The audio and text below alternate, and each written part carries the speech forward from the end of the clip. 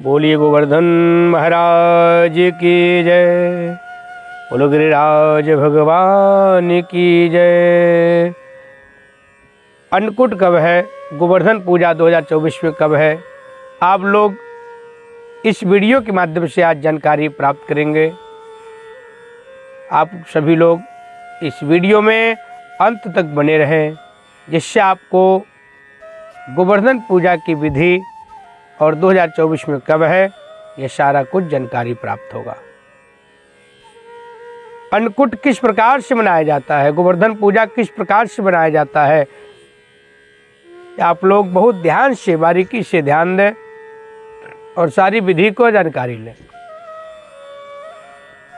जब दीपावली का अगला दिन होता है उस दिन गोवर्धन पूजा मनाया जाता है। सबसे पहले गाय के गोबर को एकत्रित किया जाता है। गाय के गोबर को लाकर के जो गोवर्धन भगवान है उनका पूरा आकार बनाना चाहिए। बहुत विधि से लोग इसको बनाते हैं, बहुत अच्छी तरीके से गोवर्धन का सारा शरीर का आकार बनाते हैं, बहुत अच्छे से इसको सजाया भी जाता है।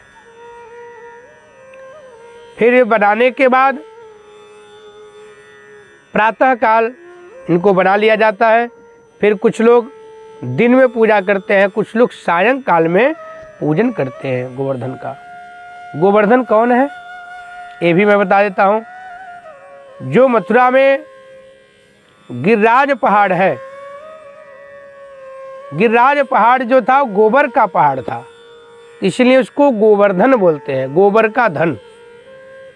गोवर्धन वही गिरिराज भगवान को गोवर्धन बोला जाता है। तो गिरिराज भगवान जो है उनका पूरा शरीर का आकार, पूरा छवि बनता है गोबर से। वो गोबर का पहाड़ था इसीलिए गोबर से बनता है। फिर उनको बनाने के बाद माताएं और जो हमारी बहनें हैं वो उसका बहुत विधि विधान से पूजन करती हैं। पूजन में रोली, मौली कलावा को बोला जाता है, लौंग, इलायची, सुपारी, अक्षत, फूल माला, दूध, पंचामृत भी बनाया जाता है इसमें, और अलग से दूध भी रखा जाता है। फल, मिष्ठान, धूप बत्ती, एक दिया, दीपक तैयार करके लाते हैं वहाँ ज्योत जलाने के लिए।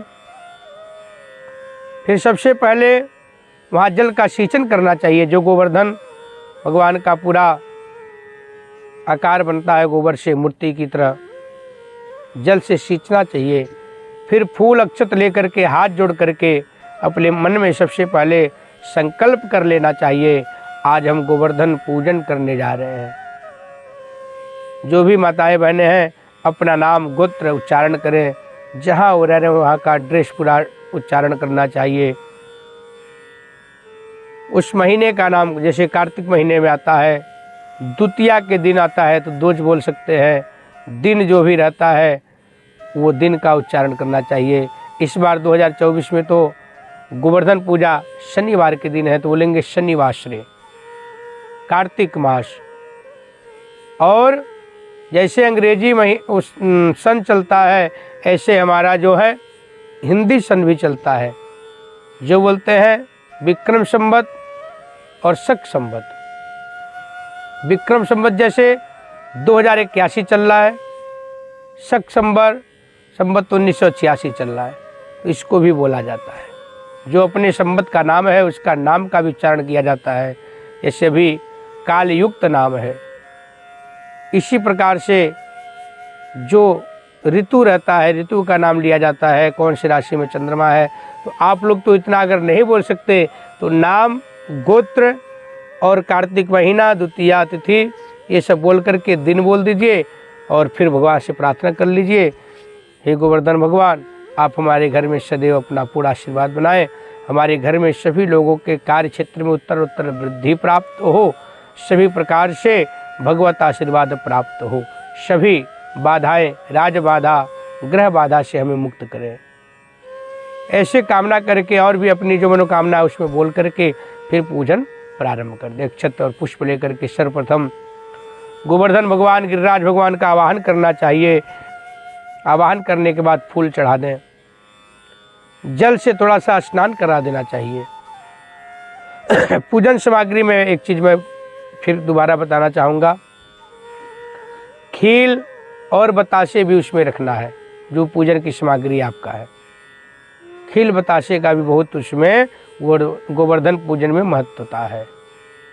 फिर आप अपना पूजन प्रारंभ रखेंगे। दूध चढ़ाना है, दूध चढ़ाने के बाद वस्त्र चढ़ा देंगे। वस्त्र चढ़ाने के बाद आप उनको टीका लगाएं, अक्षत चढ़ाएं, फिर माला चढ़ा दें। माला चढ़ाने के बाद कुछ भोग लगा दें फल मिष्ठान का। फिर जोत दीप दिखा के प्रार्थना कर लें, कुछ पैसे चढ़ा दें। फिर उनके नाभि में थोड़ा खील चढ़ा दिया जाता है और थोड़ा सा दूध। फिर परिक्रमा किया जाता है, नाभि को थोड़ा सा गड्ढा जैसे बना दिया जाता है, उसमें दूध थोड़ा सा रुके, इधर उधर न बहे। फिर परिक्रमा लगाते हुए 7 परिक्रमा, 5 परिक्रमा, 11 परिक्रमा, इस प्रकार से परिक्रमा लगाना चाहिए। अब आप निर्धारित कर लो, आपको 5 परिक्रमा लगाना है या 7 लगाना है या 11 लगाना है। विषम संख्या में आपका परिक्रमा होना चाहिए। परिक्रमा करते समय भगवान गिरिराज जी के नाभि में थोड़ा खील और दूध चढ़ाना चाहिए।